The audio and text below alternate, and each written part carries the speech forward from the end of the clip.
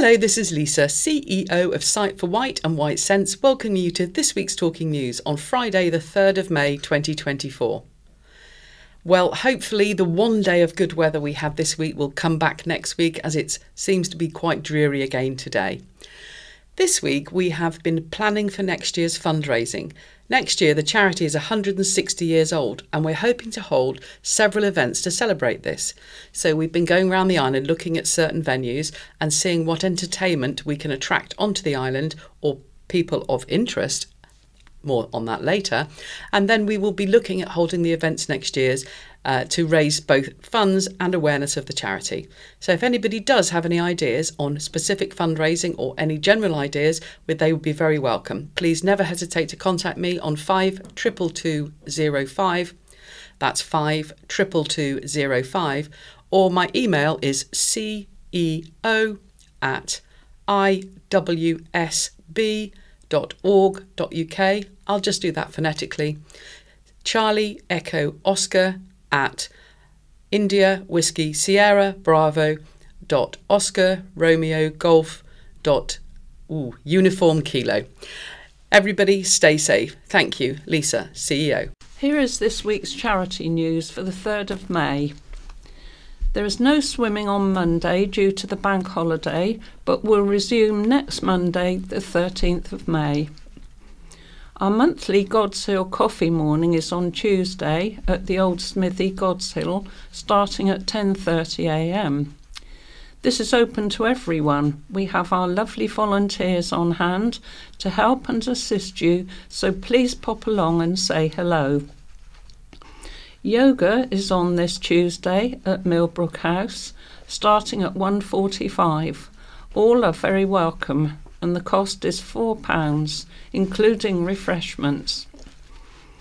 Our weekly coffee and chat is on Wednesday at Millbrook House between 10 a.m. and 11:30.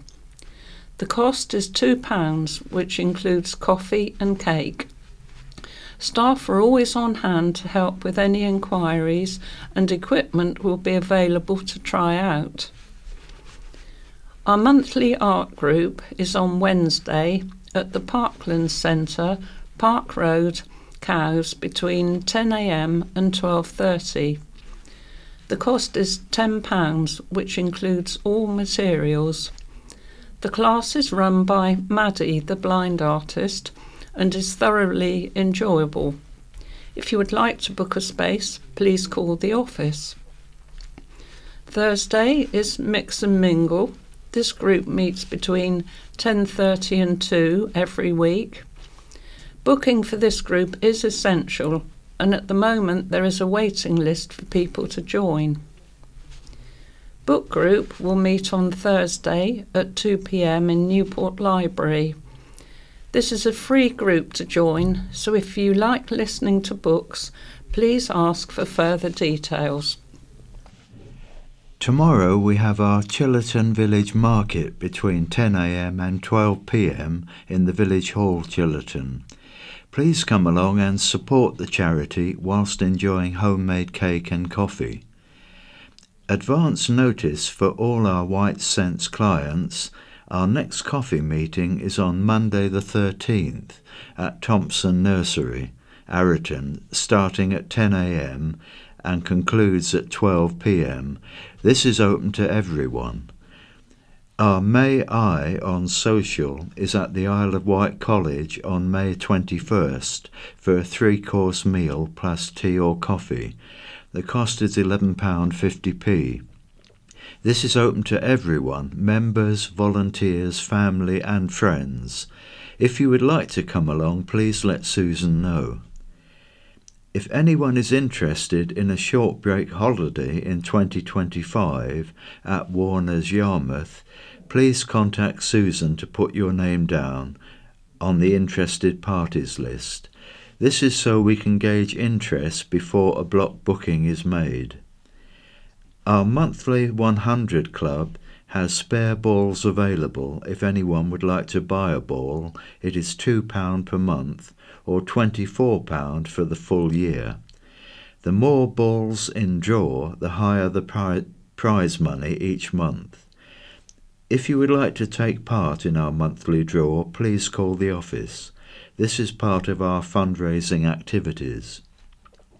If you would like to join any activity or want more details, please call the office on 52205. This is Michael reading an article from Isle of Wight Radio. Wild Heart Animal Sanctuary rescue to bring first bears to Isle of Wight for 30 years. The Wild Heart Animal Sanctuary, based in Sandown, is embarking on another ambitious animal rescue, this time of 2 European brown bears, Benji and Baloo, from Azerbaijan. These restaurant bears have sadly spent their life illegally imprisoned in a cage on the side of a restaurant, living off scraps of food or whatever the customers threw their way, with no respite from the stream of gawping tourists. Benji and Baloo were found malnourished, starving and underweight, with severe damage to their teeth from stress-induced bar biting to cope with their everyday nightmare. They are currently languishing in a tiny metal cage in Azerbaijan, with no area to hibernate, no water for bathing, no soil under their feet, and at the moment no prospect of a normal life. The Wild Heart Animal Sanctuary, renowned for its work rescuing severely abused animals, has been made aware of the plight of these bears and has put together an incredible plan to rescue Benji and Baloo and bring them to their forever home on the Isle of Wight. To facilitate this, the sanctuary will be building a new 3,500 square metre habitat, complete with pools, streams, caves, boulders, platforms, woodland and all the bear necessities. This will provide Benji and Baloo with a place to recover from their painful early life experiences, feel grass under their feet for the first time, and live out their days in peace. However, to make this dream a reality, the sanctuary needs to raise £150,000 to build the new enclosure. Head of fundraising at the sanctuary, Christine Harty, says, "We know this is going to be a monumental undertaking. However, we believe with the help of our amazing community on the Isle of Wight and across the UK, we can smash our fundraising goal and ensure Benji and Baloo get the second chance in life they deserve. We have already had a huge outpouring of support from our incredible local community, and we can't wait to work with our partners and supporters across the globe to make this dream a reality. Every pound raised will help get us closer to our goal to bring Benji and Baloo home." Wild Heart Animal Sanctuary Chief Operating Officer Lawrence Bates added, "This will be an iconic moment in the sanctuary's history, the first bears to the island in over 30 years, and one of the most urgent and ambitious rescues we have ever undertaken. Bears are such characterful and intelligent animals, and as such their suffering seems even more poignant. All the team here are working around the clock to get Benji and Baloo to safety as quickly as possible, and we look forward to sharing this story with the island as we go forward. You can find out more about the bears or donate to their arrival on the official sanctuary website." This is Katrina reading from Isle of Wight Radio. Apply now for grant funding to help strengthen family support on Isle of Wight. Do you have an idea or vision for a new group, club or activity that helps to support families locally but needs support to get this up and running? Grants of up to £5,000 are now available to help local groups, clubs and enterprises create new provisions that support positive outcomes for families, children and young people living on the Isle of Wight. Community Capacity Grant funding is available through the Isle of Wight Council Supporting Families programme. The funding is intended to help providers organise activities, clubs or groups for families, parents, stroke, carers and or young people up to the age of 19, up to 25 with specified additional needs. The main focuses for this grant round are expectant parents and parents with children up to 2 years old, youth focusing on school transitional years 6 and 7, youth outreach, family well-being sessions for all ages. Grants could be used to set up and run provisions such as detached forward outreach, youth work, family-based groups, mental health and welcoming sessions, peer support groups, as well as an outreach support and community-led groups. The grant application closes at midday on the 31st of May 2024. There are application support sessions available throughout the month, both face-to-face and virtual, to support you with any queries. These will be held on the 9th of May 2024, virtual, 1 p.m. to 2 p.m, the 17th of May 2024, face-to-face at County Hall, 10 a.m. to 11 a.m. To book any of the sessions, please email earlyhelpgrant@iow.gov.uk. The team would particularly like to hear from people who have an idea or vision for a group to support them to get it up and running. All providers receive free training and ongoing support to help them to become sustainable. The Council has also received some additional funding this year from the Integrated Care Board to deliver activities, provisions that address concerns which occur during pregnancy or in the first year following the birth of a child. Apply for a Community Capacity Building Grant to fund your community activity, or for more information, please call 823169. This is an article from the Island Echo, read by Terry. Is the Isle of Wight property market set for growth in 2024? These have been a turbulent couple of years for the property market, and the Isle of Wight has been far from immune. For example, December 2022 saw the average value of a home on the island decrease by £4,000, and prices continued to fall throughout 2023. The reasons for this were twofold. The most significant of these was the climate of rising interest rates and its impact on the mortgages that lenders were prepared to offer. This was also set against the backdrop of the cost of living crisis. Quite simply, many people were struggling financially and unable to contemplate moving, hence a relatively stagnant market. However, green shoots are starting to appear, albeit slowly. According to the Office of National Statistics, prices now show signs of stabilising and even moderately rising for some forms of property, most notably semi-detached homes. While this is some way from the kind of property inflation we've seen in the past, it's a welcome sign for many. The rental sector, on the other hand, presents a markedly different picture. Here, rents are rising rapidly, with the average monthly rent as of February 2024 standing at £807 a month, up 5.8% from the £762 figure a year earlier.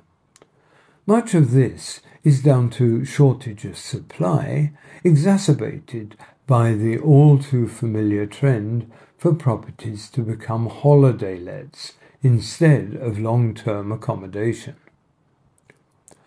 As more attractive mortgage rates seem to be gradually returning, this might conceivably see a number of current renters, at least those who can raise a reasonable deposit, considering buying a property instead. One of the great strengths of the island's property market is that the prices are lower than the south of England in general. For example, figures on Rightmove show that the average house price over the last year was £364,000 459, compared with £458,594 in Sussex. So as the market comes to life again, it could be that more people might be considering moving across the Solent. But, and it is quite a big but, there are always going to be situations where an offer is made and a sale seems to be progressing, but the buyer suddenly gets cold feet. Typically, the reasons for pulling out include mortgage or survey issues. Another one, particular to the Isle of Wight, may be having second thoughts about having to catch a ferry to the mainland. There is good news for sellers, however, should they experience a house sale fallen through. Because of a more buoyant market generally, they should find a home buying company willing to step in and purchase at short notice. This also has the benefit of being completed quickly and with none of the hold-ups that conveyancing can sometimes involve. So, to conclude, there are many very positive signs for anyone hoping to sell their house over the rest of 2024. If we're also lucky enough to have a good summer, there may even be more potential buyers among the visitors to the island and who really do see it at its best. This is Den reading an article from the Island Echo. Isle of Wight Scouts seek finance volunteers. Isle of Wight Scouts, the largest voluntary sector provider of activities for young people on the Isle of Wight, is seeking volunteers who can assist in managing the organisation's finances. The roles available are County Treasurer, a member of the Trustee Board, Assistant County Treasurers, one for Corve Scout Campsite and one to support Scout groups and units across the island, Independent Examiners, an annual task to review accounts. Andy Holborn, Chair of the Trustees Board at Isle of Wight Scouts, said, "Like all charities, our trustees have a responsibility to ensure that our finances are well managed. We're seeking individuals who have a bit of spare time and are keen to support Scouting to help young people across the island develop and progress towards taking their place as citizens in our society. Scout finance is not difficult, but it does help if you can use a calculator and run a spreadsheet. You don't need to have had any previous involvement in Scouting, and these are non-uniformed roles. Full training and support will be provided. You will, however, need to be supportive of Scouting values. Integrity. We act with integrity. We are honest, trustworthy and loyal. Respect. We have self-respect and respect for others. Care. We support others and take care of the world in which we live. Belief. We explore our faiths, beliefs and attitudes. Cooperation. We make a positive difference. We cooperate with others and make friends. Anyone interested can contact Andy via andy.holborn@isleofwightscouts.org.uk or text, call or WhatsApp via 07544 555 839. This is Michael reading from Island Echo. Iconic paddle steamer Waverley announced as National Flagship of the Year. Waverley, the world's last seagoing paddle steamer, has been awarded the prestigious status of National Flagship of the Year 2024 by National Historic Ships UK. The award recognises the breadth and geographic coverage of Waverley's sailings in addition to the extended sailing programme planned for 2024, with a record-beating 70 ports and piers included within this year's cruising itinerary, including the Isle of Wight. Throughout the season, Waverley will proudly fly a special flagship pennant to denote her national status and receive an engraved brass plaque. The Flagship of the Year status has been awarded annually by the National Historic Ships UK since 2009 to spotlight vessels on the National Register of Historic Vessels, celebrating their significance and historic value. Sir Timothy Lawrence, husband of Her Royal Highness Princess Anne and patron of paddle steamer Waverley, commented, "I'm delighted that Waverley has been awarded the title of National Flagship 2024. This reflects not only the very positive impression she has created around the UK in recent years, but also the economic benefit she generates wherever she goes. My congratulations to the Waverley team for their well-deserved award." The Waverley will operate from several southwest ports, including Penzance, Falmouth, Plymouth, from the 28th of August until the 1st of September, before returning to the south coast and the Isle of Wight, with trips along the Jurassic coast and around the island. This year, Waverley will return to Eastbourne and Folkestone for the first time in over 2 decades, with cruises to view Beachy Head and the White Cliffs of Dover. The South Coast timetable is due to be published in the coming days. This is Patrina reading from Island Echo. Southern Vectis opens May Community Fund to benefit local worthy causes. Southern Vectis is offering its support to local charities, schools, sports teams and event organisers this May as part of a Good Causes initiative. The local bus operators Community Fund is a dedicated resource for backing local causes with funding, marketing help, free travel or the use of its buses for events. The Community Fund is open to applicants twice a year, in May and November. To apply for the May 2024 allocation, groups should visit Southern Vectis' website and provide details about their cause, what they need, and the difference this support might make to their organisation. Winners will be announced in June. Previous beneficiaries include Newport Carnival and Isle of Wight Explorer Scouts. Richard Tidesley, General Manager, says, "At Southern Vectis, we're proud to play an integral role within local communities across the island. As well as providing award-winning bus services here, we endeavour to support and raise awareness for those doing excellent work on behalf of those living on the Isle of Wight.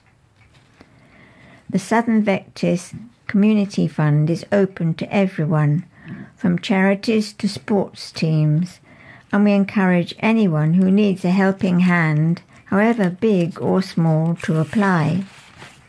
For more information about the Southern Vectis Community Fund, visit www.islandbuses.info/community-fund-May. This is an article from Isle of Wight Radio, read by Terry. Traffic advice issued for Walk the Wight. Thousands of islanders are set to walk the Wight next month, with Island Roads providing support for Mountbatten's big fundraiser.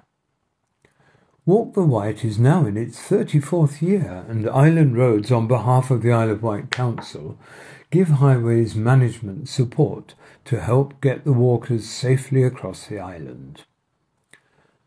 Last year, 20 operatives provided 255 hours of support, with 8 traffic orders created for road closures and one-way systems, 271 signs placed and 677 cones placed.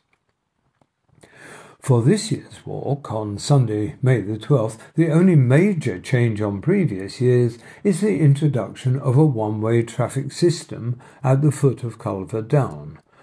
Previously, there have been two-way lights. Across the 26.5-mile route from Bembridge to the Needles, there are 12 road crossings that have to be carefully monitored through closures, temporary lights and one-way systems. On the flat route between Sandown and Shide, the crossing at Blackwater Hollow is arranged by Island Roads staff. Island Roads and Mountbatten are also asking cyclists to take care when using shared used paths, which will be particularly busy with walkers during the day. Cyclists are asked to dismount whenever they encounter large groups of walkers, particularly on the flat walk. The traffic arrangements will be in place throughout the day, but restrictions will be removed once the last walkers have passed the crossing points. The provisional timings for the crossings are Main Walk, Bembridge Start, road closures and one-way system, approximately 4 hours, between 5 o'clock and 9 o'clock. Knighton Lane, Newchurch, one-way system, approximately 6 hours, between 6 o'clock and midday. Mersley Lane, Newchurch, road closure, approximately 6 hours, between 6 o'clock and 12 o'clock. Downend, Arreton, one way, approximately 8 hours, between 6 o'clock and 2 o'clock in the afternoon. Carrisbrook, start of the half walk, road closure of Whitcomb Road, Nunnery Lane, Marvel Lane and Clatterford Chute, approximately 9 hours, between 7 o'clock and 4 in the afternoon. Lynch Lane, Bryston, road closure, approximately 6 hours, between 10 o'clock and 4 o'clock in the afternoon. Flat Walk, Golf Links Road, road closure, approximately 3 hours, between 8 o'clock and 11 in the morning. Please note all timings are approximate.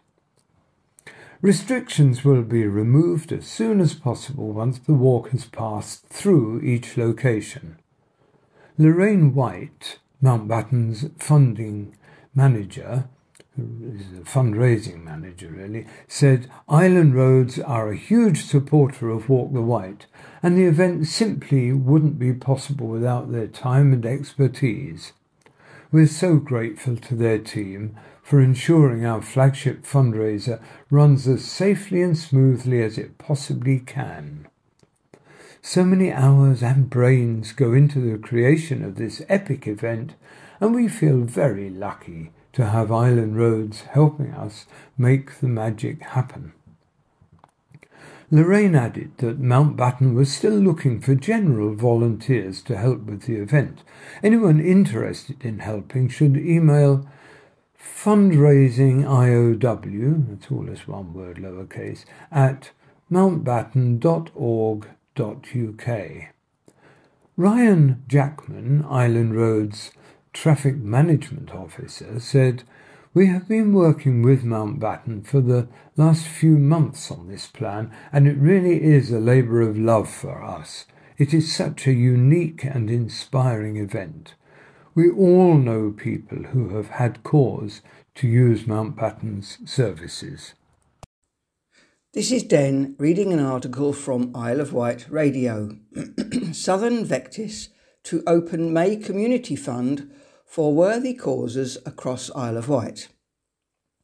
Southern Vectis is offering its support to local charities, schools, sports teams and events organisers this May as part of a Good Causes initiative. The Local Bus Operators Community Fund is a dedicated resource for backing local causes with funding, marketing help, free travel or the use of its buses for events. At Southern Vectis, we are proud to play an integral role within communities across the island, said Southern Vectis General Manager Richard Tildesley. As well as providing award-winning bus services here, we endeavour to support and raise awareness for those doing excellent work on behalf of those living on the Isle of Wight.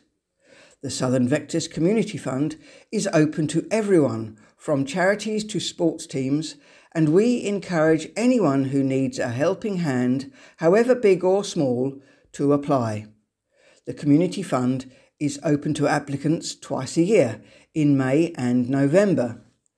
To apply for the May 2024 allocation, groups should visit Southern Vectis website and provide details about their cause, what they need and the difference this support might make to their organisation.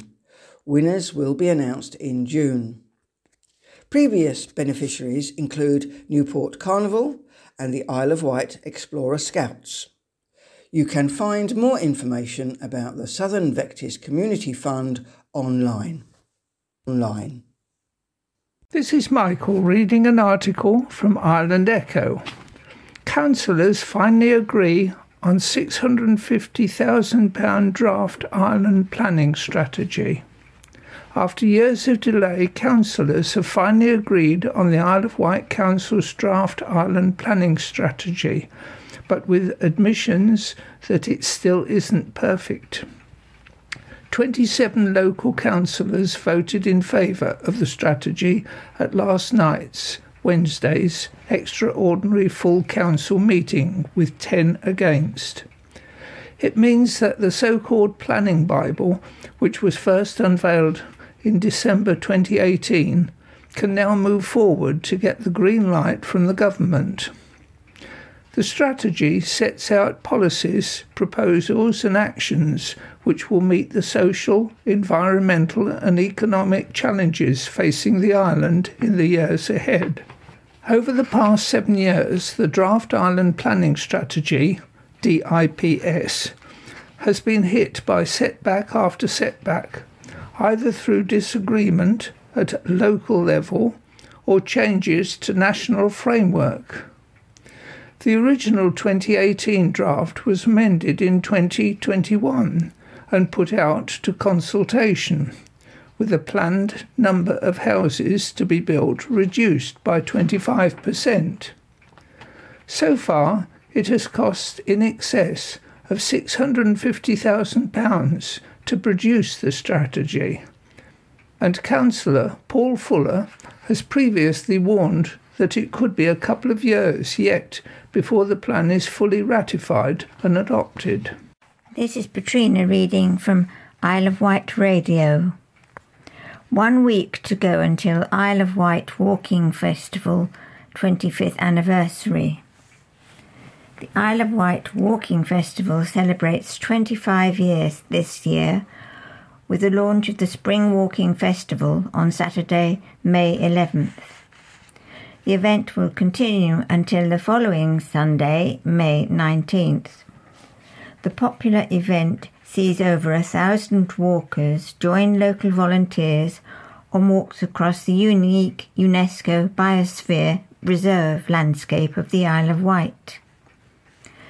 Over 70 walks are on offer, and although many are already fully booked, there is still plenty of opportunities for those who like to get out and explore in the company of compassionate walk leaders. A walk that promises a journey through the solar system, which represents 3,666,000,000 miles, but is in fact approximately 1 mile, is on offer from local man Stokey Woodall. The circular walk in the southern town of Ventnor takes participants on a planetary educational experience while keeping both feet safely on terra firma. culminating in the opportunity to enjoy sandwiches and cakes on the terrace of the Wellington Hotel. The walk includes breathtaking sea views of the English Channel, while taking in the homely, familiar and unchanging vibe of Ventnor Esplanade. The walk through the heavens is available every day of the 9-day Spring Walking Festival. The environmental impact of humans is highlighted in the 2.5 miles Sandown Litter Pick Walk, a mainly flat trek that will make its way through Sandown and along the famous seafront, taking place on Saturday the 11th of May. If you are looking to explore the environment and support a local charity, why not join in the Project Seagrass Fragment Walk in Seaview on Tuesday the 14th or Wednesday the 15th of May. Nature lovers will be bowled over by an offer of a walk coupled with a feeding experience at Nettlecombe in Whitwell on the 14th May. Join the farm's animal keeper, Tallulah, as you take a slow-paced walk during feeding time for many of the inhabitants, including sheep, goats, alpacas and donkeys.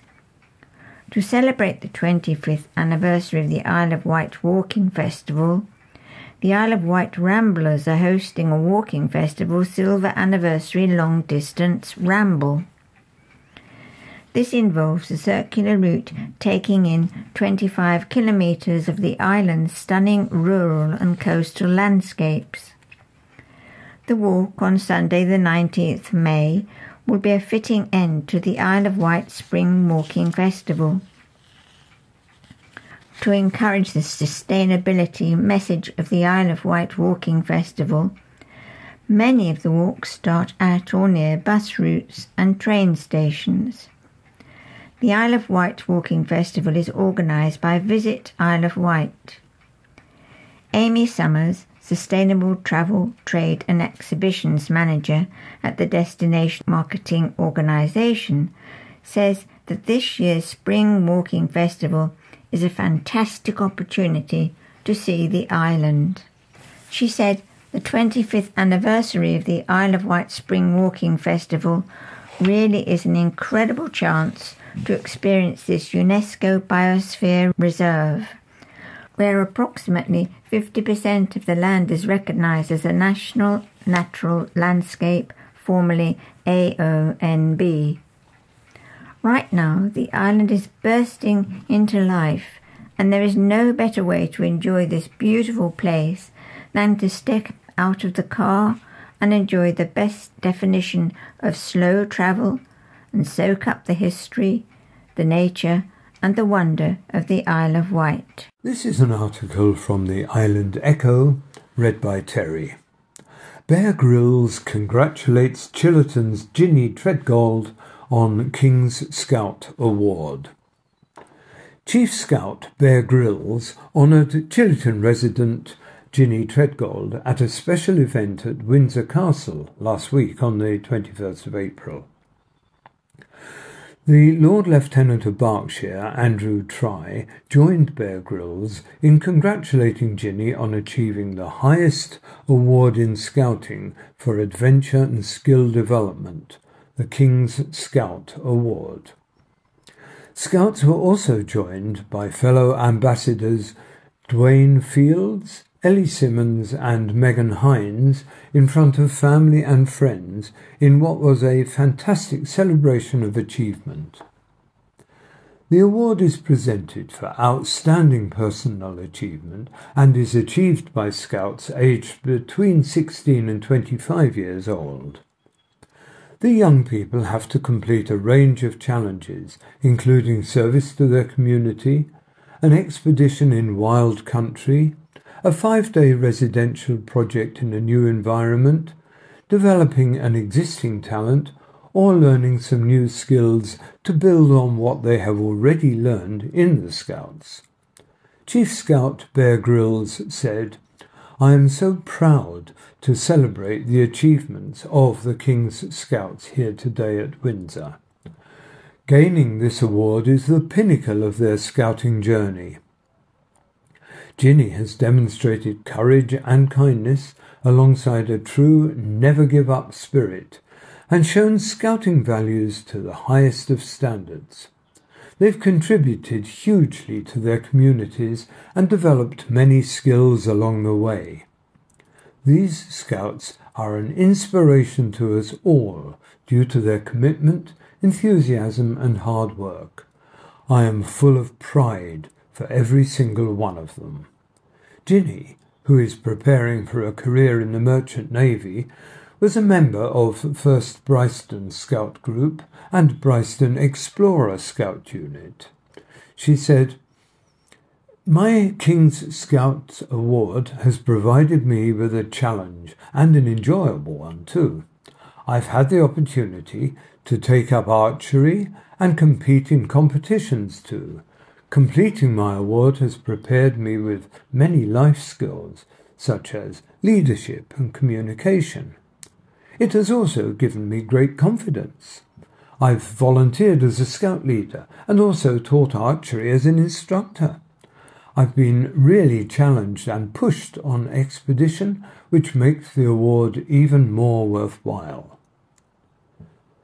The annual Windsor Castle event has been held since 1934 on the Sunday nearest to St George's Day, the 23rd of April. The award has transitioned back to the King's Scout Award in 2023, following the sad loss of Her Majesty Queen Elizabeth II. Over 100,000 Queen's Scout Awards were presented to young men and women for outstanding personal achievements and service to their communities during its 71-year reign. Dave Simpson, lead volunteer at Isle of Wight Scouts, said, "The King's Scout Award is the pinnacle of achievement for a young person in scouting. Well done, Ginny." Scouting is the largest voluntary sector provider of activities for young people on the Isle of Wight, but without the support of adult volunteers, none of this would be possible.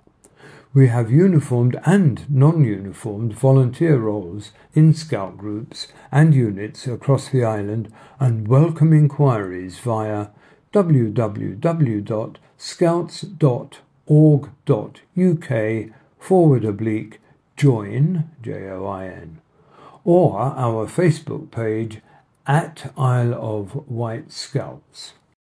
This is Den reading an article from Isle of Wight Radio. Terrorism plot teen from Isle of Wight further sentenced. On the 15th of April, a 16-year-old boy from the Isle of Wight was sentenced to 7 years imprisonment for terrorism offences.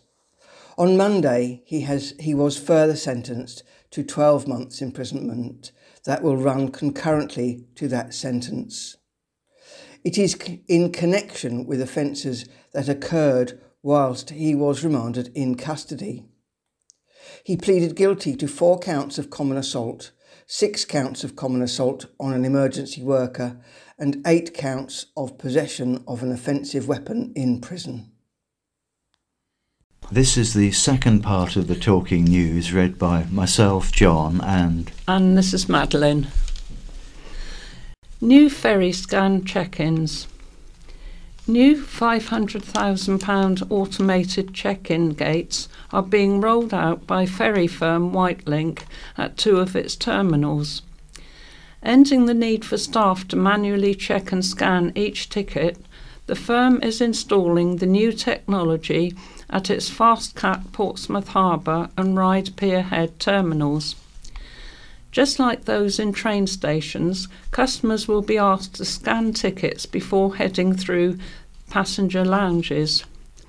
The gates will accept rail tickets with barcodes or QR codes, as well as Whitelink paper tickets, passes and online tickets on smartphones.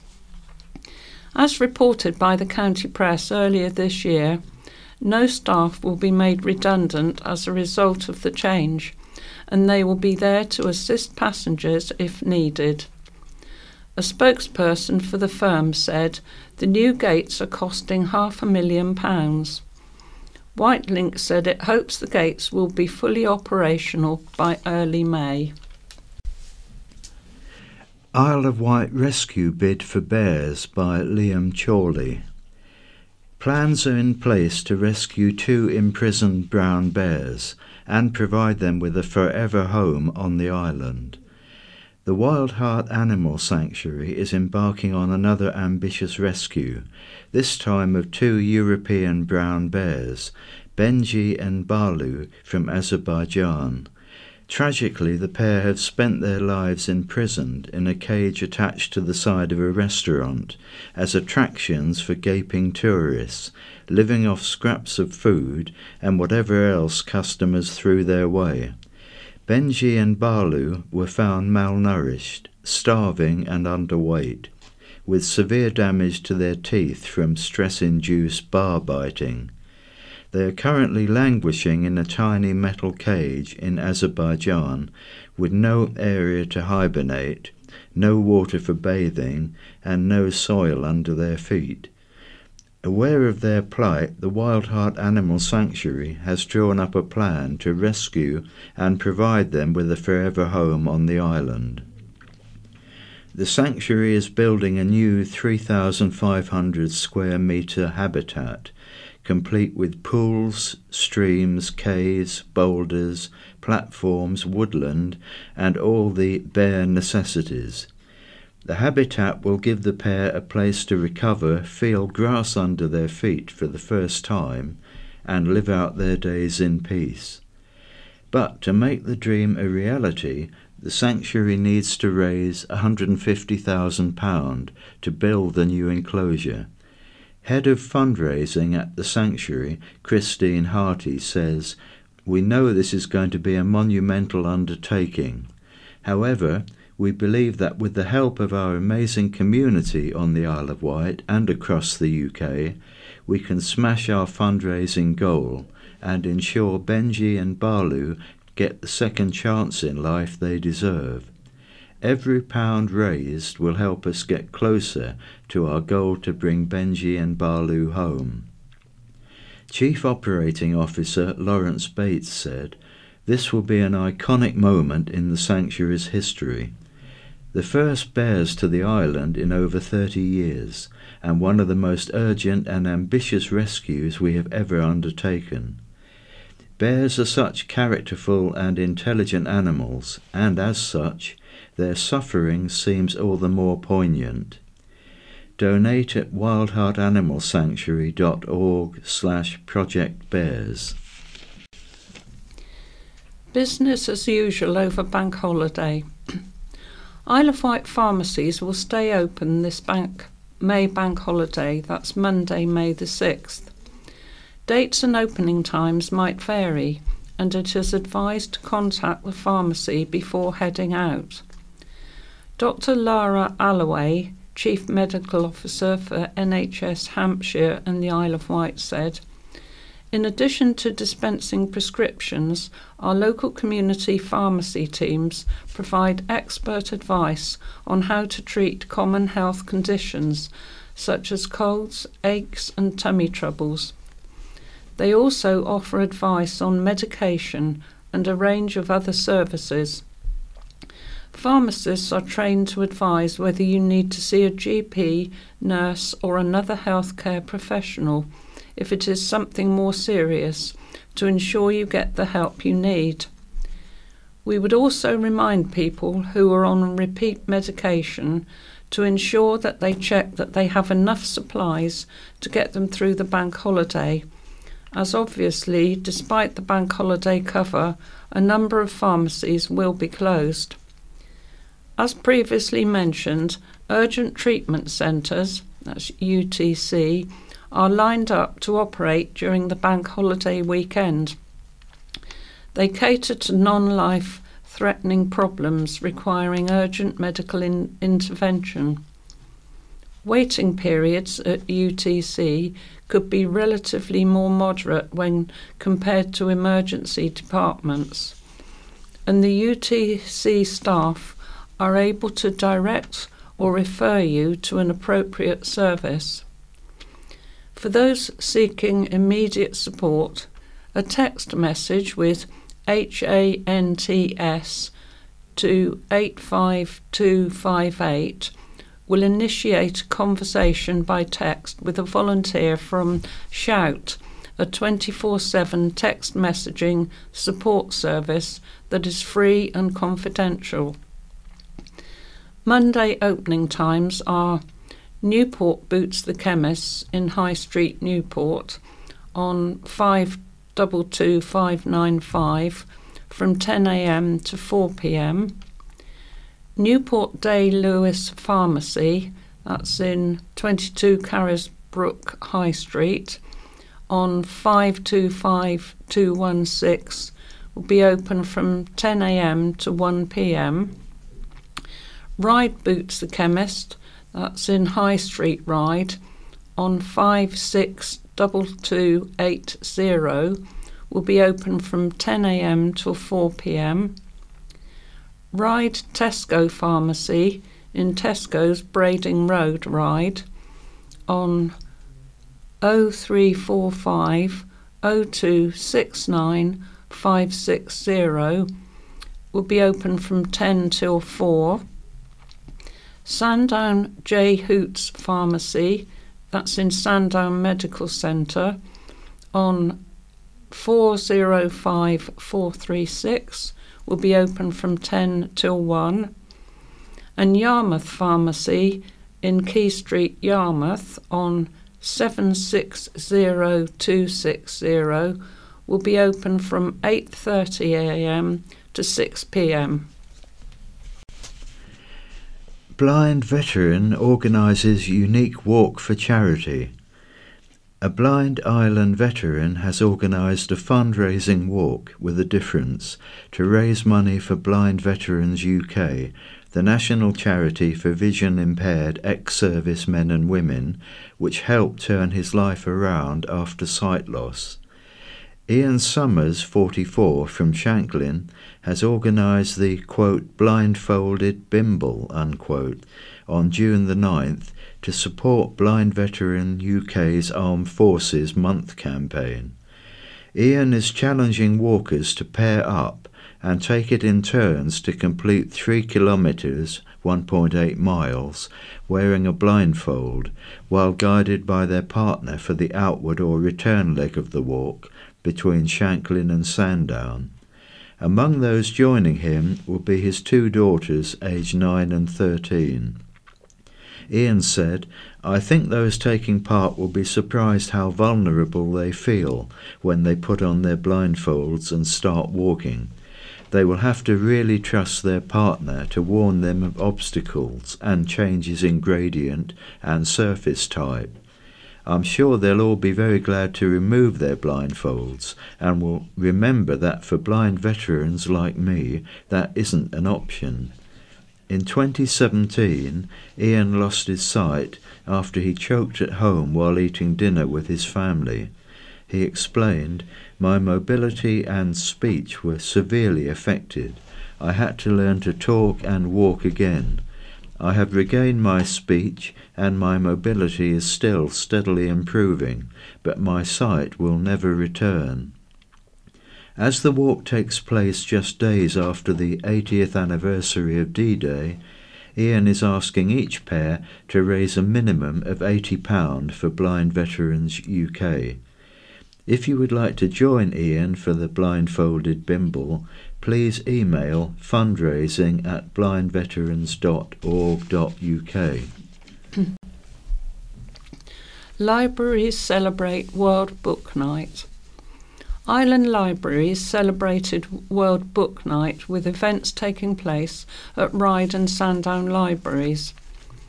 World Book Night is a national celebration of reading and books that takes place on April the 23rd every year and brings people from all backgrounds together to inspire others to read more. At the heart of World Book Night 2024 are quick reads, short books and great stories by best-selling authors, written in an accessible and easy-to-read style. The Isle of Wight Library Service successfully applied to World Book Night and was gifted 300 copies of The Jealousy Man by popular Norwegian crime writer Jo Nesbø to share with residents. Library staff have been out in the community handing them over the past couple of weeks. Joanna Cook from Lord Louis Library gave copies to Pan Together, a registered charity based in Downside Community Centre, and Louise Emery from Sandown Library joined the Living Well Services Cameo group at the Broadway Centre to share books with them. Ryde Library gave books to the Living Well service as well as to their local Odd Fellows group. Ryde and Sandown Libraries celebrated on World Book Night by hosting an evening of activities designed to promote and encourage the love of reading. Attendees and staff took time to enjoy some uninterrupted silent reading, accompanied by tasty snacks and a glass of wine, kindly provided by friends of the library. Motorists face 9 days of traffic delays by Oliver Dyer. Disruption is likely in and around Newport town centre from next week as works begin on a main route into the town. From next Tuesday, May the 7th, 9 days of roadworks will get underway at Church Lytton.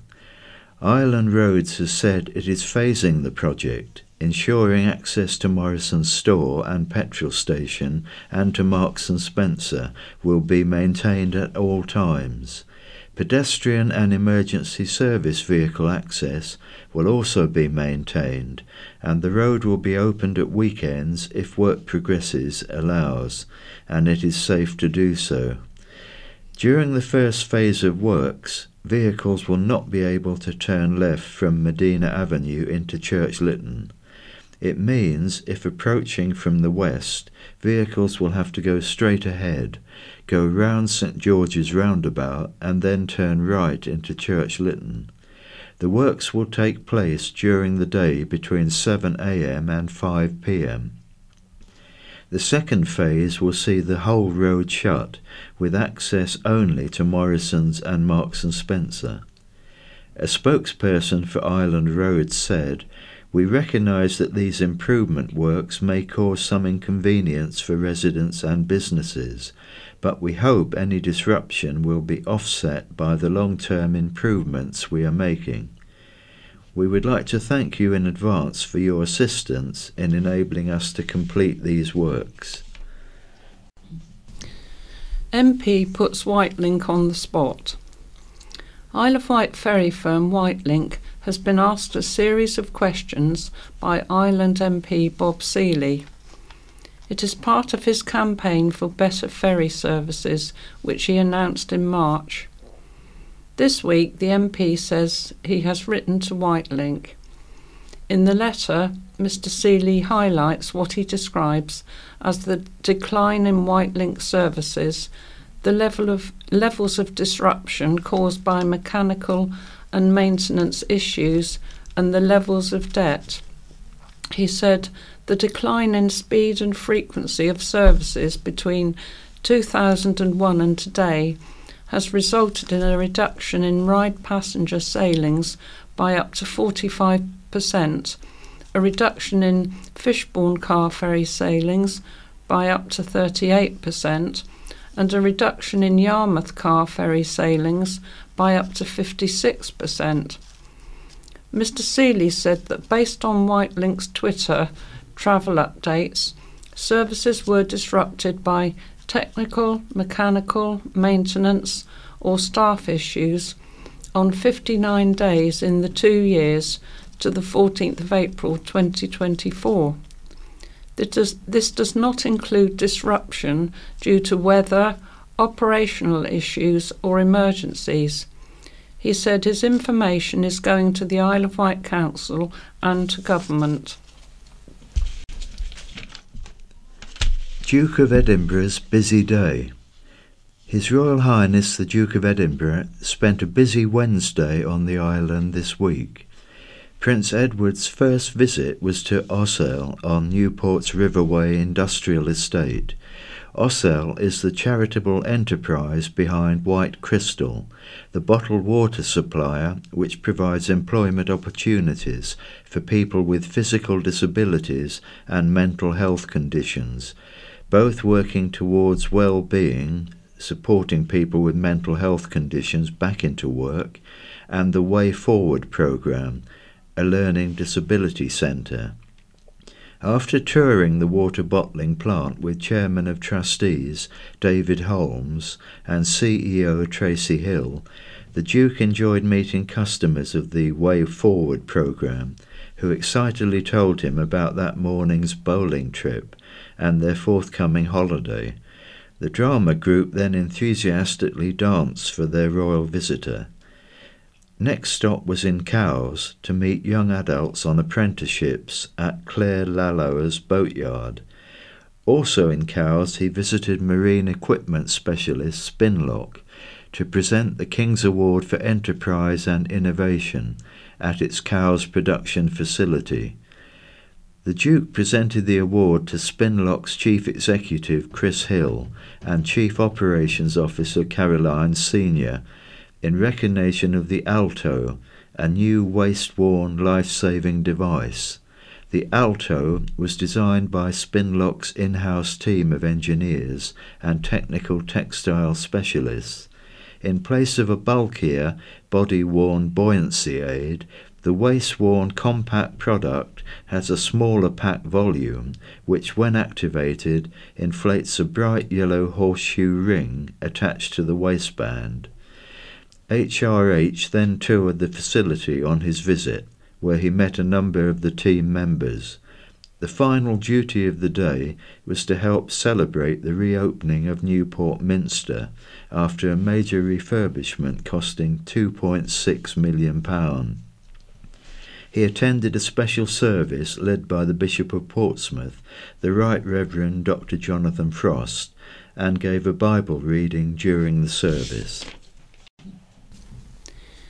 Chipping in for charity car park. Construction has started on overhauling the charity Sight for White's problematic car park. Troubled by potholes, flooding and uneven terrain, the Newport-based independent charity, catering to visually impaired islanders, requested assistance. Corporate aid from B&Q and voluntary efforts from Reynolds and Reed and White Building Materials resulted in a renovated car park, boasting easy access to the front door. "We are absolutely thrilled. This is going to make such a difference to us all," said Lisa Hollyhead, Sight for White Chief Executive. "We urgently needed help, so I contacted B&Q, who gave us a grant, but it required further support from White Building Materials and Reynolds and Reed to complete the job. They have all been absolutely brilliant.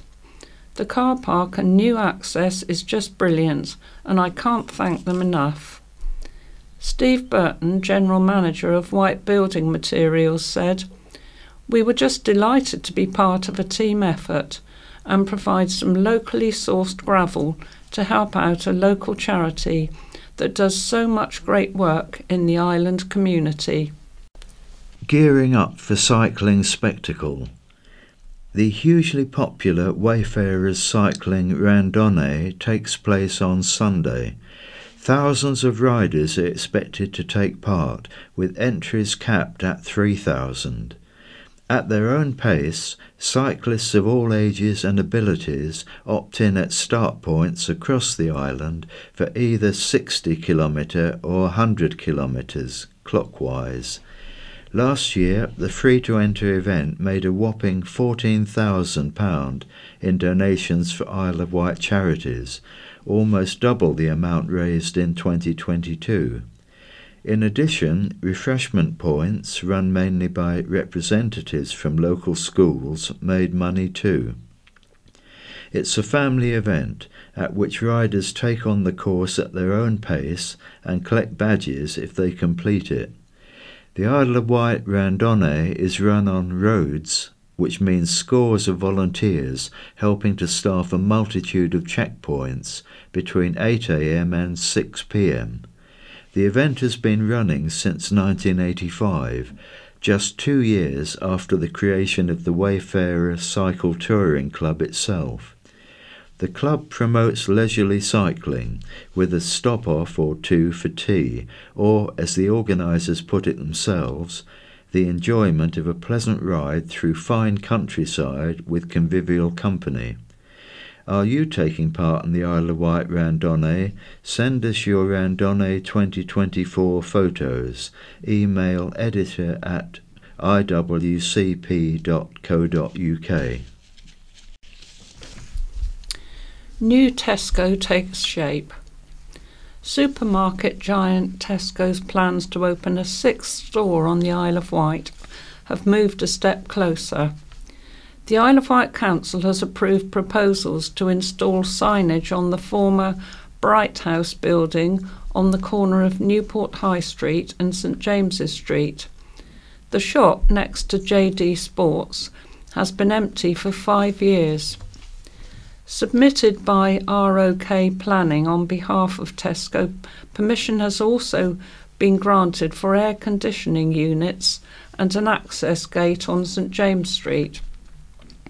A spokesperson for Tesco told the county press, "We're always looking for the best ways to serve local communities and are excited to be opening a new Tesco Express store in Newport on the Isle of Wight."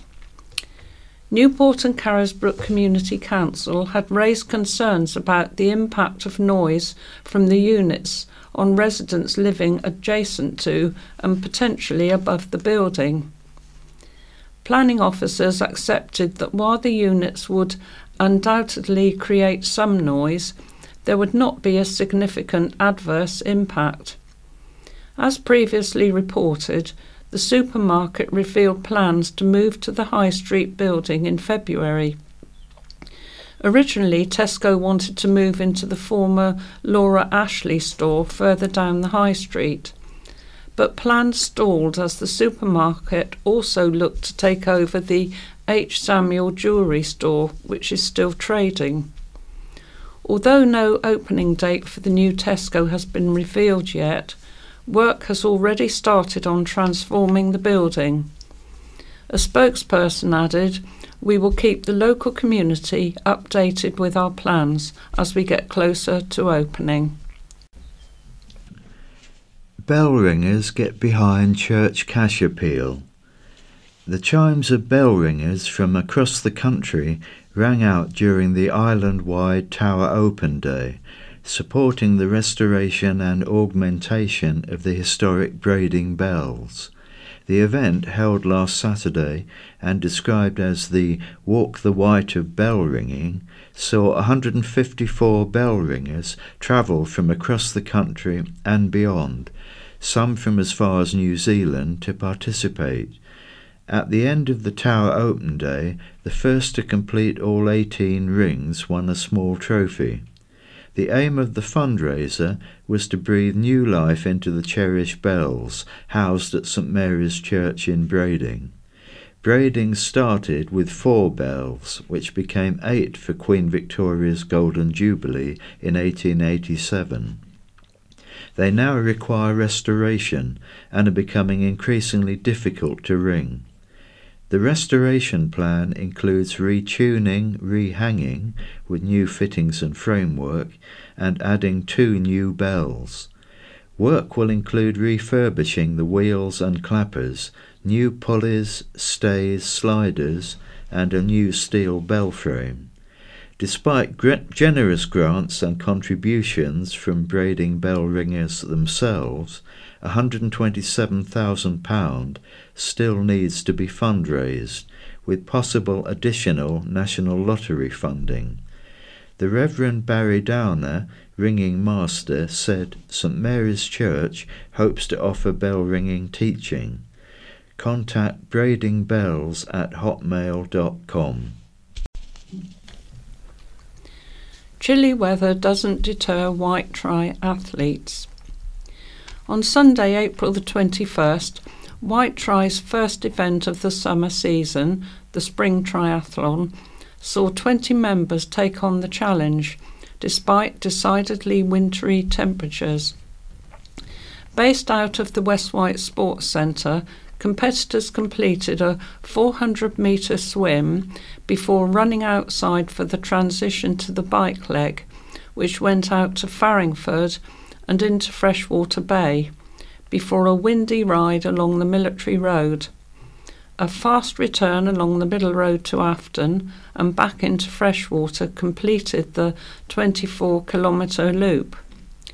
Next, the 4.9-kilometre run headed out on the same route as the bike as far as Freshwater Bay, before turning back inland to return to Freshwater. Quickest mail on the day was Chris Till, who also collected the nominated time prize for finishing just 29 seconds off his estimated time. The first female overall was Millie Williams. Closest to her nominated time was Lizzie Elton Waters, only 14 seconds off her estimate. Winning the White Tri category for the males was Sean Williams, and for the females was Lucy Durley. Naturally connected to showcase island life. A new website has been launched to highlight achievement across many aspects of island life. Connected White is a collaborative project developed during the COVID pandemic to highlight 9 distinct but connected sectors and showcase the life, culture, creativity, innovation and talent on the island, underpinned with respect for the island's UNESCO biosphere status. It is designed to remind islanders and those who might want to live, work or invest here of the positive elements of island life and local achievement, and help to unlock the societal and economic potential of the island. The vision for ConnectedWhite.com is led by co-founders Barnaby Edwards, Brian Marriott, Simon Dover and Stephen Izzat. For people interested in investing in island projects, those looking to set up businesses or move here to take jobs, there was nowhere that gave a complete picture of the Isle of Wight as we love it, said Stephen, director of Venture South and Film Wight. Now there is, and it's a powerful tool for connecting with people who could deliver a positive impact on our place, economy and community. Local artist and designer Brian said, "We secured investment from sponsors for Phase 1, for which we are hugely grateful, as this enabled us to bring this enormous collaboration to life. The greatest opportunity before us is to establish a positive collaborative content relationship between all sectors to will benefit us all, regardless of our commercial, social or environmental interests." You can find out more via iw.observer/connectedwhite. Residents fuming over 16 floods in just 6 months. Angry residents have voiced their frustration and demanded action after 16 incidents of flooding in Gunville in just 6 months. It comes as the draft results of a Section 19 flood investigation are released. On May the 8th, a meeting will be held to discuss its findings with residents. At a meeting last Thursday in the Methodist Church, organiser Christy White said, "These people want something firm and concrete. We feel like we have been sacrificed for the new development." Tempers flared as one resident exclaimed, "We are a community and you have let us down. 16 times I have flooded. Have you ever been flooded? You haven't got an idea what it's been like for us. You show no remorse." Concerns range from property damage and devaluation to health risks and the negative impact on daily life. Attended by representatives from the Isle of Wight Council, Island MP Bob Seeley, Ward Councillor Joe Lever and representatives from the Environment Agency, the meeting focused on flooding since October. A Section 19 investigation, ordered by the County Hall in January, aims to identify the causes of the flooding, including the role of surface water from a nearby field and the performance of drainage systems. Residents believe water has been diverted away from a new development, leading to flooding on Forest Hills, Broadwood Lane, Arthur Moody Drive, Park Close and Alvington Manor Drive. Natasha Dix, Isle of Wight Council Service Director for Waste, Environment and Planning, told the meeting work was carried out on the field to reduce flood risk on October 31st. But since then, unauthorised work by a third party has exacerbated the situation. It was claimed a digger was used to create a large ditch. She said 149 new homes proposed for fields around Gunville would be accompanied by a new drainage system. A resident praised the hard work of Sam Lober and members of Isle of Wight Search and Rescue who stepped in to help protect homes, but accused the council and Island Roads of doing nothing. Natasha Dix sympathised and said when the investigative report is finished, County Hall would be able to apply for funding, adding the report would help to support any future courses of action, including using powers under the Land Drainage Act. Currently, she said, there is no money available. MP Bob Seeley said, if you want to be angry at people, be angry at the officials. It is a bit cheeky for councillors to let council officers take the rap. He told residents the investigation is required before any action is taken, to protect against legal issues and urge residents to apply for the funding to pay for air bricks, floodgates and other precautionary measures. Apply at iow.gov.uk/keep-the-island-safe/severe-weather/November 2023 flood support/. A landowner and Southern Water were invited to attend the meeting but declined. So now for a few Wight memories. 34 years ago in May 1990, building work on the £25.8 million St Mary's Hospital Newport was almost complete, with most of the complex expected to be handed over to the Isle of Wight Health Authority the following week. And 124 years ago, in May 1900, the go-ahead town of Yarmouth was the first to install electric light. It also stole a march on the rest of the island by being the first town to electrically illuminate its church, St James's. One of the few literary letters of the novelist Charles Dickens was auctioned for £14 as part of the sale of contents of Whittle Mead in Shanklin. It was purchased on behalf of well-known dramatist Henry Arthur Jones. 74 years ago in May 1950, councillors decided that films and comic books featuring young detective Dick Barton were having a bad influence on youngsters.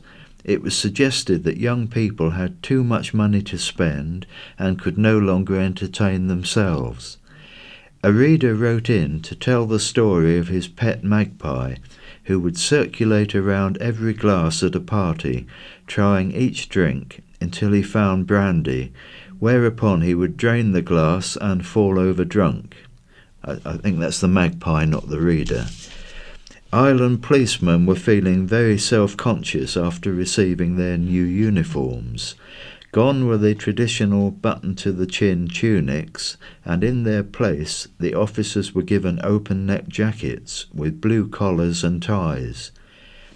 Ryde Airport, which had been closed since 1939, was officially reopened by the local mayor and mayoress.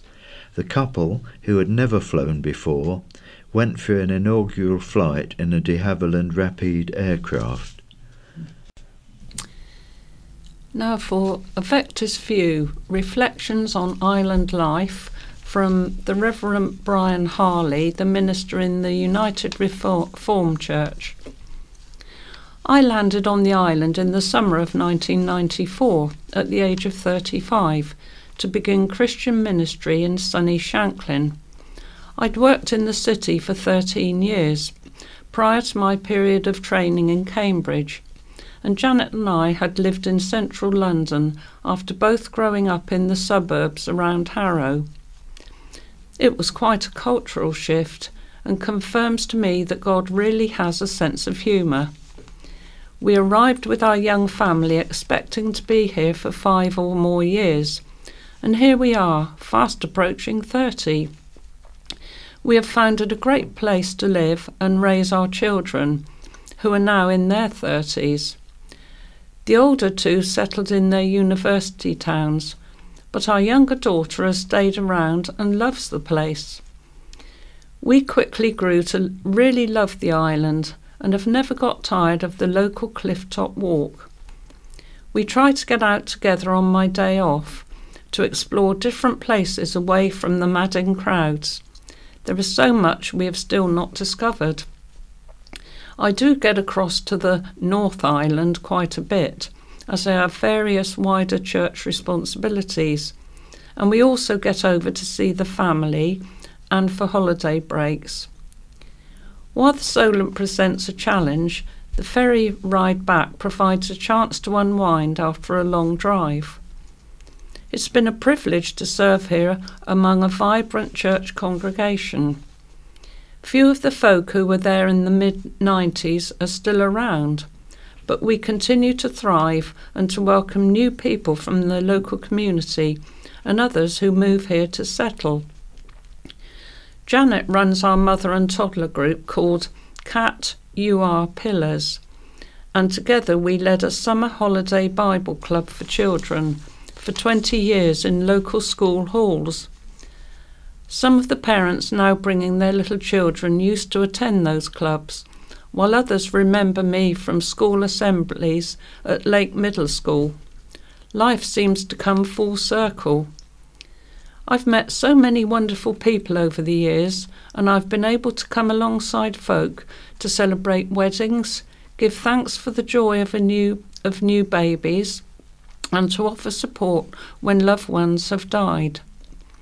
I lead monthly worship in a couple of local care homes, and it has been good to connect with all manner of local people through our drop-in warm space on Wednesdays and other regular events like Messy Church.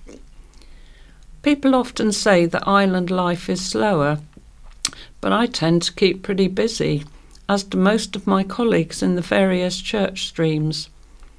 I've been leading a second congregation in Haylands for the last 10 years, which has added to my responsibilities. We have been foster carers for over 20 years, mainly with 2 long-term placements, and this has put us in touch with a whole range of people across the Isle of Wight, as well as a wide range of professionals in that sector. I sometimes ask myself if I have taken on that island mentality, thinking it's a long way to Newport. People ask me what is special about being involved in Christian ministry here. Well, we welcome holiday visitors almost every Sunday, so never get too cliquey. There is an obvious territorial boundary, so I know where to mainly invest in relationships and work with others. Oh, and we have a great beach for baptisms and to greet the Easter sunrise. We now have forthcoming events on the island. Feast of Maritime Music and Song. The Yarmouth Sea Songs Festival will return for the 6th consecutive year from Friday, May 24th to Monday, May 27th. Positioned on the green opposite Yarmouth Harbour, this free entry 4-day event celebrates maritime music and culture, hosting 32 acts. Performances, donated freely by both island and mainland performers, will start at midday on the Friday, concluding early evening each day. In addition to the main marquee stage, talented acts will also entertain in various Yarmouth pubs throughout the bank holiday weekend. Friday's formal opening features local primary school pupils, while numerous stalls retailing food, sweets and ice cream, an island ales bar and a children's entertainment area can be enjoyed. On Monday evening, the festivities draw to a dramatic end with the Fantasia of Sea Songs, scheduled for 4 p.m, inviting audience participation with cannon fire and flag waving during renditions of maritime favourites such as Rule Britannia. Festival access is free, thanks to supporters including Yarmouth Harbour, Island Brewery and Whitelink.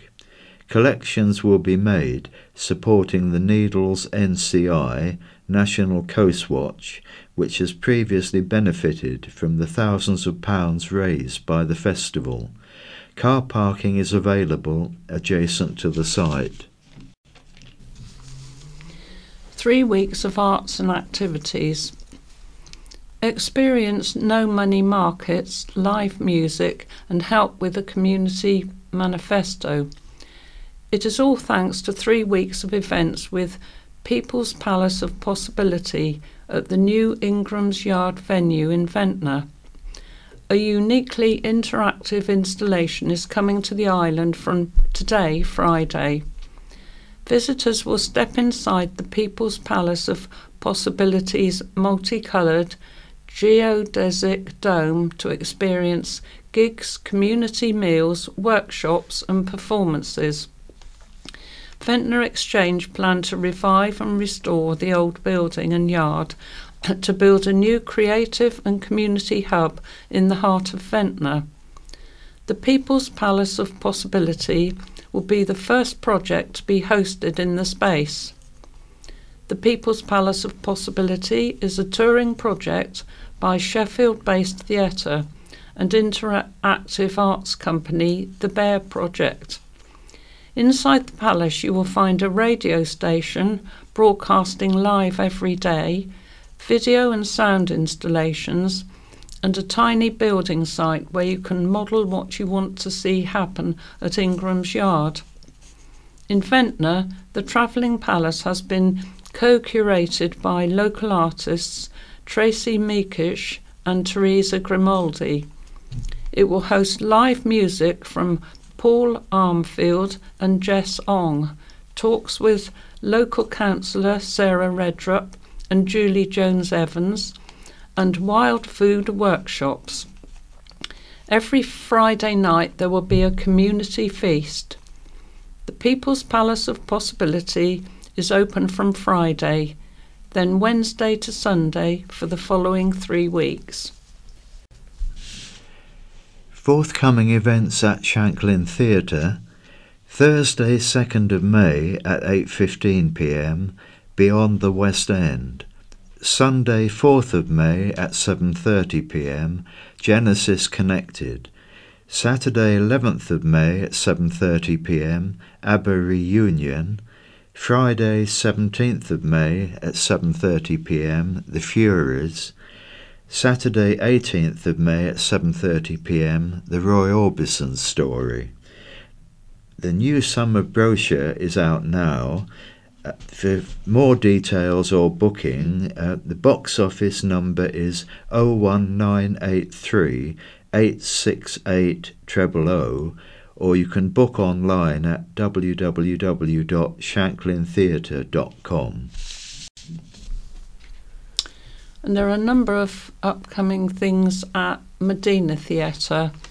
There's Baroque Solistine, the Ale House sessions on Saturday the 11th of May at 8 p.m. Jack and the Beanstalk on Friday the 24th of May at 8 p.m. Fleetwood Mac Songbook on Sunday the 26th of May at 7:30 p.m.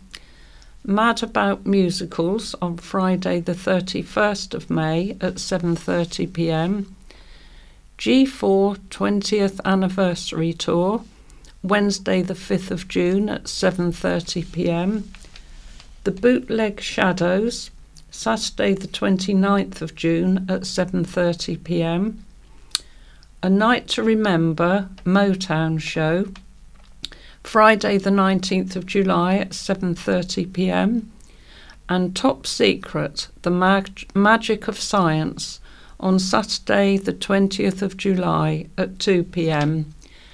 And tickets need to be booked early and can be booked at 823-884 or www.medinatheatre.co.uk.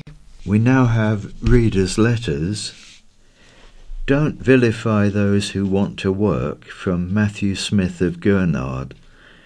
Under the 1944 Act, private sector employers of 20 or more were required to employ at least a 3% quota of registered disabled people. Public employers were not bound by the Act, but agreed to accept the same responsibilities. This Act took into account companies' natural reluctance to employ those with disabilities and positively discriminated in favour of those with disabilities in order to get those injured fighting for their country into work. Although the UK has not been in an arms world war, it has been in a pandemic world war, and many who have been in the front line in essential services have died or become so ill that they can no longer effectively work without considered adaptations. Our country has been effectively at war, and we need to look after those of us that have been injured physically and or mentally. I implore whoever wins in this coming general election not to vilify those that have been affected, but instead introduce legislation which empowers those that desperately want to work but can't due to their condition to return to work with all the benefits this brings. Traffic lights are the solution, from Christine Cave in Carisbrooke. No ifs, buts, whys or wherefores. We need traffic lights at Vitterfield's crossroads on Forest Road. We also need them at the Whiteley Bank Junction, where roads crisscross to Newport, Shanklin, Ventnor and Apps Heath. If this was done, it would save all the emergency services when there is an accident. It would also save terrible grief and trauma when loved ones and friends are injured or killed. Plus, it would slow the traffic down on those parts of the island to help stop the terrible speeding. Disgraceful behaviour, from Madeline Green of Thorley. Dear Editor, I have viewed online the Isle of Wight Council Cabinet meeting held on April 18th, at which my ward councillor Peter Spink, Yarmouth and Freshwater North, asked a very pertinent and reasonable question. Quote, would the best and most versatile agricultural land be taken out of the allocations for development in the proposed island planning strategy? Unquote. As no clear answer was given, Councillor Spink again asked for a response. The leader, Councillor Phil Jordan, then totally lost his temper and repeatedly tried to prevent Councillor Spink from speaking. Extraordinarily, he then stood up and shouted angrily and petulantly for Councillor Spink to leave the meeting and for him to be removed. Is this quality of debate and the disturbing behaviour of Councillor Jordan acceptable to members of the Council and its executive? It is certainly not acceptable to those the councillors are supposed to represent. Peter Spink is an excellent councillor for this large area of the West Wight. He is hard-working, meticulous in his research, and, most importantly, is a champion for maintaining the beauty of our island as a whole. That he should be so forcibly and aggressively shut up in this unpleasant manner is inexcusable. That a representative from any part of the island should be spoken to in this manner, when asking a question of genuine importance to the whole of the island, is most concerning. Ideas to better the Isle of Wight bus service from Edward Lyon in Sandown. Southern Vectors is a wonderful bus company and its drivers are superb. I'm wondering though if management could please make a few adjustments, not only to help residents but chiefly our tourists, on whom the island is so dependent for its survival and for whom we are exceedingly grateful. It is unlikely the number 3 service will ever be able to go through Bonchurch ever again. It would be helpful therefore to have the timetable adjusted slightly to reflect the actual true timings, especially as in the evening it invariably misses the connection with the 8 at Sandown Library, which requires almost an hour's wait for the next one. Alternatively, and probably more easily, the 8 could be requested to remain at Sandown till the 3 turns up. Also, when there are road closures, even lasting over long periods, very little attempt is made to place notices on many bus stops to inform passengers the bus isn't going to turn up. Residents probably get used to it and realise what has happened, but tourists can sit there for hours without any chance of getting on a bus. It is assumed that everyone has an app to inform them what is happening, but many old people have no idea even what an app is, and if they do, have no knowledge of how to access it or the means to do so. Sometimes too, even the apps do not keep up with what is actually happening.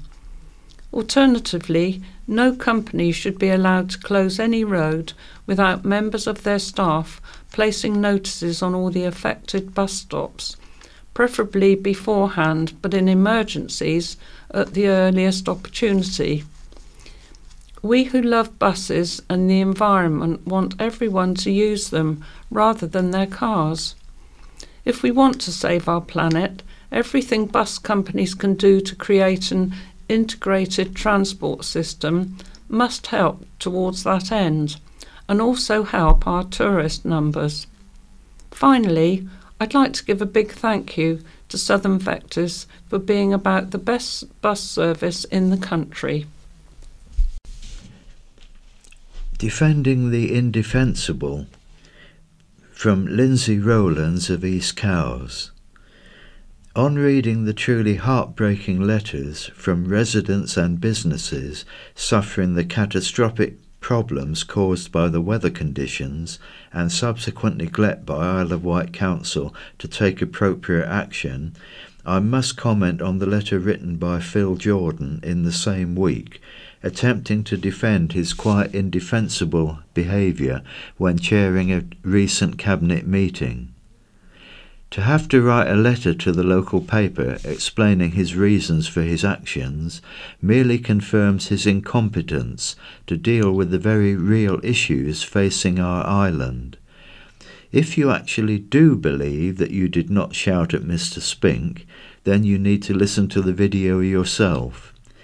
During the last 3 years of this council term, there have been so many examples of failure to make urgent decisions by the Alliance Group, but just to name a few, the seriously urgent specialist advice required to implement a remedial plan to deal with the widespread infrastructure damage in Ventnor, so that its residents and businesses can have confidence in their future. Then the future of the Military Road, a very important road link to the west, needing urgent decisions as to how this can be dealt with. followed by the fiasco with the floating bridge. The floating bridge did get a recent decision to provide a new floating bridge, which will no doubt cost taxpayers another shed load of money to no avail. All these problems were followed by a distinct lack of confidence by the public as to whether our two ferry providers would be able to continue giving us a future reliable service. To add further complication to the mix, councillors from all sides of this disastrous council have come up with the idea of changing the constitution from cabinet structure back to committee structure, because they think they will perform better in future. What an admission of failure. And they want this change to happen immediately in May, 1 year before the election of the new council. It will take some considerable time to implement this change, even if they had a sufficient number of members to do it successfully, which they do not, and it will cost taxpayers a great deal of unnecessary funding. To change the constitution in the last year of the council term is incredibly irresponsible, as they will be leaving the new council with the task of clearing up the mess they've left behind. Bureaucrats only see the cost, not the value. From Hans Bromwich in Cowes.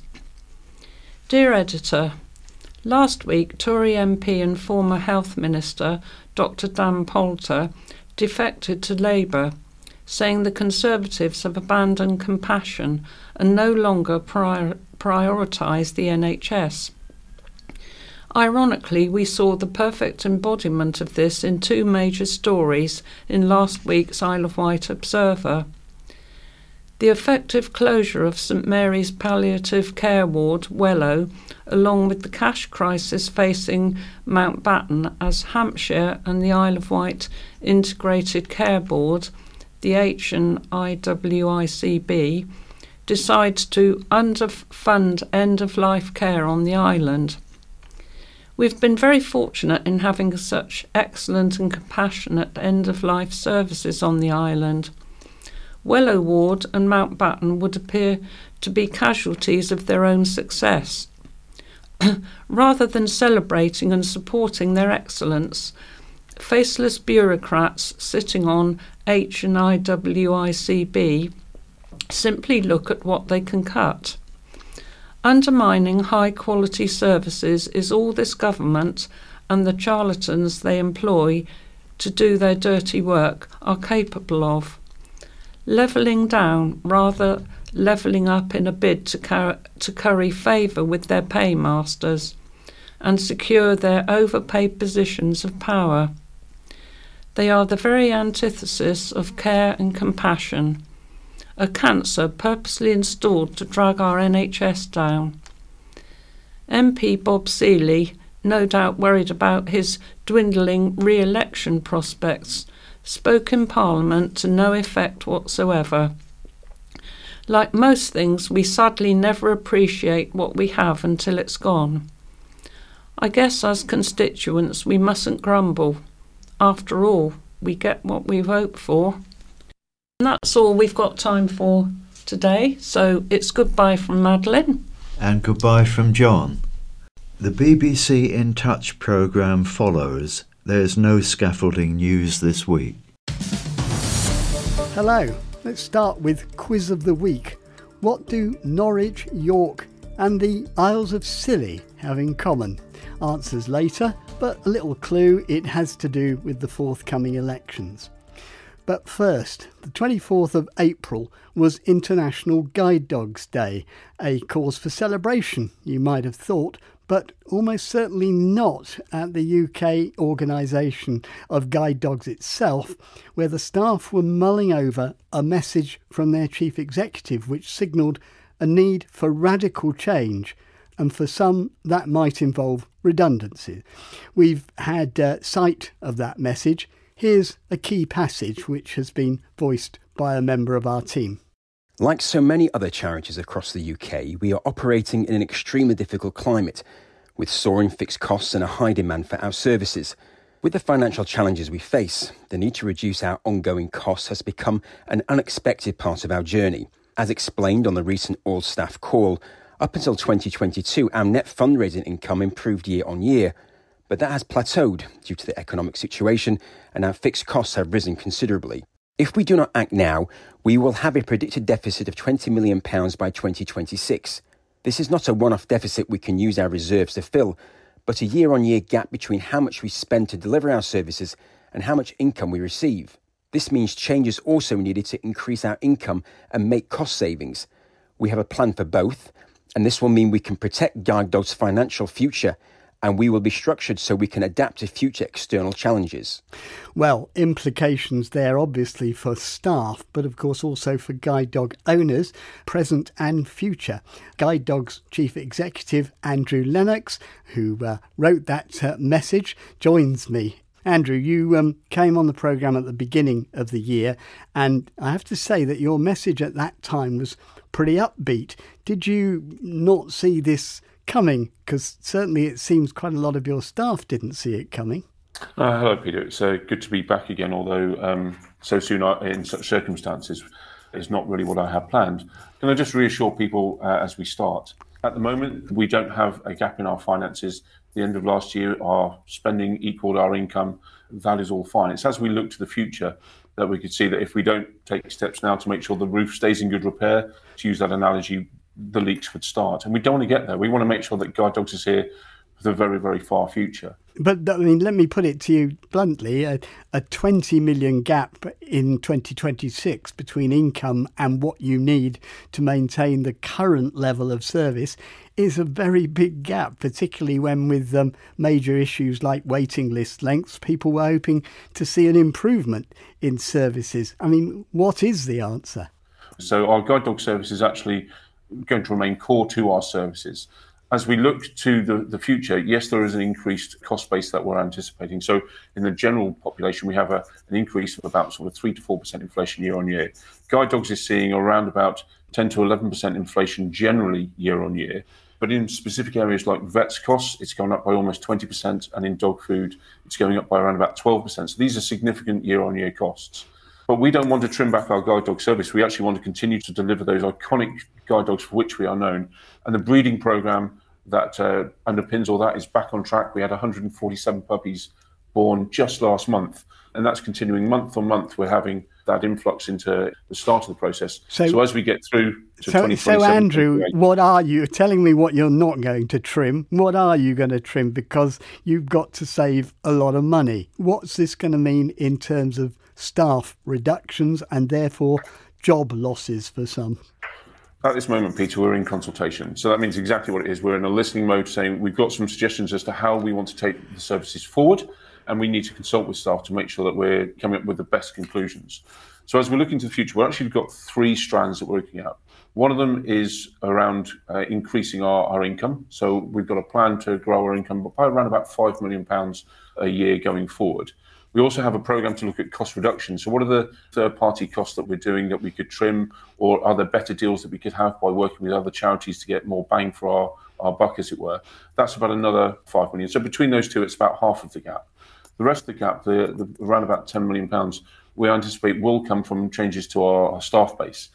At this moment, proposal would indicate around about an 8% change in our staffing. So we're talking around about 160 colleagues that potentially would be facing redundancy within 2024. We're hoping through the consultation process that we're going to be able to mitigate much of that or come up with other ideas, but that's the whole purpose of the consultation. Losing a job is tough for anyone. For visually impaired people, getting another job, as all the statistics will tell us, is even harder. Will you be taking this into consideration when deciding what jobs should go? Because some already think that the proportion of visually impaired people within the organisation is too low, far from making it lower. Yeah, and I would agree with you that actually having lived experience within the organisation is one of the foundation blocks for ourselves, to be able to have that experience on hand to help guide our services for the future.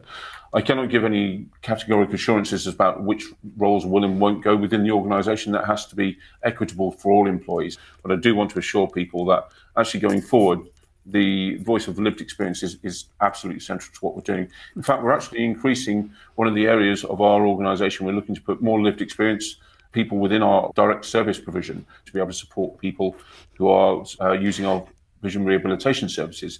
So these are kind of the lived experience officers that we had before, that we're actually reintroducing that in a much greater way to have that customer voice. But again, Andrew, I quite understand why you're doing it, but you're telling me what you're not going to cut, but you are going to cut jobs. Where are you going to cut them? Are you going to cut them in trainers? Are you going to cut managers? Is it back staff? Where are you going to lose these jobs? Where we're in the consultation phase, it wouldn't be appropriate for me to say it's going to be that area or that area. There's a change programme that covers the whole of the organisation, where we're looking at services that will potentially may not continue, services that will. The one area that we are looking to make a significant change is within our My Sighted Guide service. Whilst this isn't directly related to the change programme in terms of the redundancies or potential redundancies that may come out of it, and last week we shared that decision that we are actually going to be closing that service. But the My Sighted Guide service, whilst it supports individuals, what we actually are looking to do is move it from being a My Sighted Guide service to being a community sighted guide service, where we're actually able to go out and help in the community for organisations and locations to have sighted guide training, so they can actually support more people with a visual impairment when they're going out. But that does raise the issue of some of the extra things you're doing away from sort of core guide dogs. In that interview I did with you at the beginning of the year, I suggested to you that some guide dog owners felt that the organisation should concentrate on its core and traditional function, what it says on the tin, in other words, and that other activities, such as, for example, children's services, rehab, was the task of other charities, perhaps, the government, local authorities. Now, money spent on children's services, £10 million, rehabilitation, just under 10 million, the gap between income and amount needed, 20 million. Is it naive to suggest that there's a saving there which would solve your problem? I wouldn't necessarily use the word naive in that particular instance. I think it's a little bit more complex than that. The figures add up, though. Oh, the figures they add up quite conveniently when you look at the accounts. But actually, if we look at the charitable purposes of guide dogs, yes, it is to provide guide dogs to people and also to train them. But there's also one of the pieces within our charter is actually to be able to provide support to the wider community. So not everyone is going to be suited to be having a guide dog, and I don't think it's right that we actually should set those people aside and say, actually, we're not going to do anything to help them, especially as these services are not supported by statutory requirements. So I think it would be the wrong move for us as guide dogs to be able to say, OK, we're going to stop doing the vision rehabilitation services, because that would also mean that everybody on our waiting list would have no support. With our children and young people, they are also our potentially future guide dog owners, and if we can give them a better start in life, then I think that's a very valid thing to do. But, as I keep saying, something has to go. Yes. And you're not going to tell me any more about what that's going to be. We want to listen to the staff about what their thoughts are, but actually right now isn't the right time. But what I would say is actually when we get to the end of the consultation process, then that would be the right time for me to come back onto your programme and talk with you and the listeners about the changes that we have put in place. How confident are you, Andrew, under the circumstances that you've explained, that you can solve this? Or are you regretting you took the job in the first place? Oh, and let me answer that second one. No, I love my job every day. I don't enjoy these particular elements of it, but when I get up in the morning, I think about the mission that's in front of us and the things that we have to do, the people we support. Answer the first part. Are you confident you can actually solve this problem? So in terms of that, yes, I am very confident. I guess we split it into two areas. There's making sure that we're fit for the future. That was a piece of work that was actually going on before I joined the organisation. Since I've joined and we've been faced with the increasing cost base, especially within the veterinary and the food areas. When we're looking at that, we've had to overlay and say, OK, what can we do to make sure we can afford that future? So I'm very confident that we'll be both fit for the future in terms of the scope and scale of the organisation, but also fit for the future in terms of having a robust financial base to be able to work from. So in both areas, I'm very confident. Andrew Lennox, thank you very much indeed. Others who may be wondering how wise it is to take the job are those standing in this week's various elections. But we're more interested in how easy it is for visually impaired people to cast their votes independently and in secret. And one exciting development which is being tried out in various parts of the country this week is the McGonagall Reader, which is an audio-based voting system.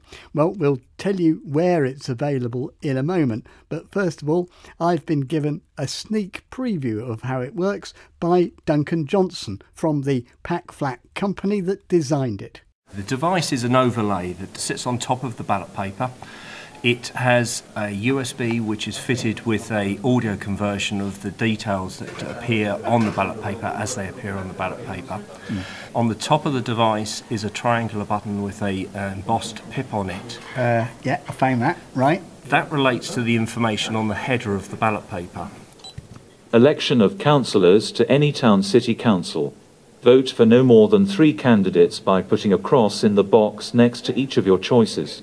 There are 7 candidates in this election. Their names are Adedeji Lisa. Underneath the triangular button are a series of circular buttons which have got domes on them, and they are placed in line with the candidates as they appear on the ballot paper. At the right-hand side of the device is a moulded window and door system. The doors fold back to the left, allowing the voting space for where the mark is going to go. Once the door is folded back, you can confirm that you've opened the correct door by pressing down on the end of the door. So hang on, click that one back. Chowdhury Suresh, the Banana Party. You can then navigate across to the right to that space, make the mark using the pencil that's found at the top of the device. OK, I've got it. Once you're happy that you've made the relevant number of marks, you can then confirm the candidates you've marked for because the doors are open. You can then close the doors. There we are. It's clicked shut. OK, you've closed the doors, so nobody is able to see from the device that you've marked any candidates whatsoever. You can then lift the device up and peel the ballot paper off the back of the device.